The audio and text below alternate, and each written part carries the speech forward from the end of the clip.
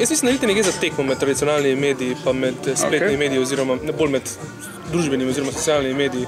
Gre za to, da se v bistvu stvari med seboj lahko dopolnjujeta, predvsem pa je pojav socialnih medijev ene sorte spodbuda za tradicionalne medije, da se začnejo prenavljati oziroma razmišljati drugače. Ključna prednost, ki so imeli doslej tradicionalni mediji, in to je to, da so imeli dostop do trga, spravi bili so edini, ki so lahko neko informacijo dali v javnost, zdaj zgine. Ključne prednosti ni več, vsi imajo dostop do vseh.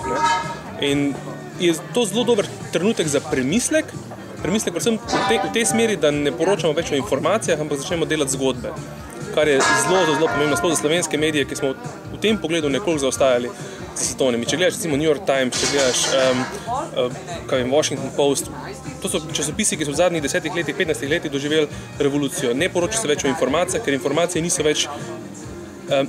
nimajo neke bistvene dodane vrednosti. Dodano vrednost ima zgodba.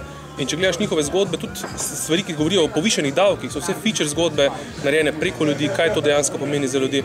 In to je v bistvu pozitiven push za tradicionalne medije. In ne bo šlo za to, da bi eni druge izrinili. Lahko skupaj sobivajo, ve se, socialna omrežja, socialni mediji bodo prenašali informacije, bodo izjemno hitri, omogočali bodo blazno velikemu občinstvu dostop do teh informacij, lahko bodo nagovarjali velike množice, tradicionalni mediji bodo pa prodajali še vedno zgodbe, drugačne, ker bodo imeli edini moč dostopa recimo do odločevalcev, znali bodo filtrirati med tem, kaj je dobro, kaj je pomembno, in po na koncu bodo še vedno ljudje k njim hodili po neke verodostojne, konkretne analize, in-depth zgodbe in podobno.